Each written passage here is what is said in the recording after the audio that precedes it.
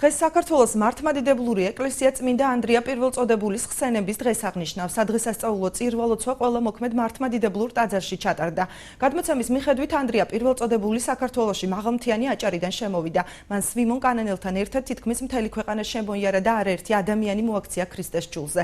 სოფელ დიდაჭარაში დღემდეა შემონახული ტაძრის ნანგრევები, სადაც მოციქულმა ღვთისმშობლის ხატი დაასვენა.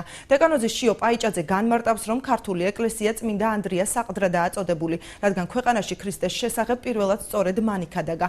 ანდრია პირველწოდებულის ხსენების დღეს საქართველოს მართლმადიდებლური ეკლესია წელიწადში ორჯერ აღნიშნავს. 13 დეკემბერი წმინდა მოციქულის აღსრულების, 12 მაისი კი საქართველოში შემოსვლის დღეა.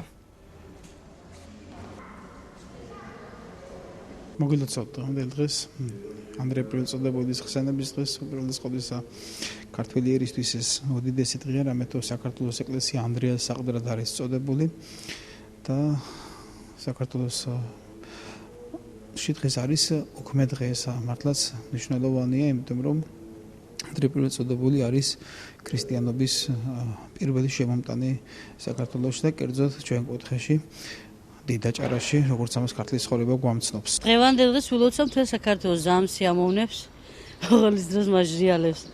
ნათლობაც გვაქვს, დღეობაც, რა ვიცი, ყველაფერი ერთად გვაქვს, ძალიან გვიხარია. დღეს არის წმინდა ანდრია პირველწოდებულის მოციქულის დღე, ყველას გილოცავთ ამ დღეს. მისი მადლი და მეოხება არ მოკლებოდეს სრულიად საქართველოს.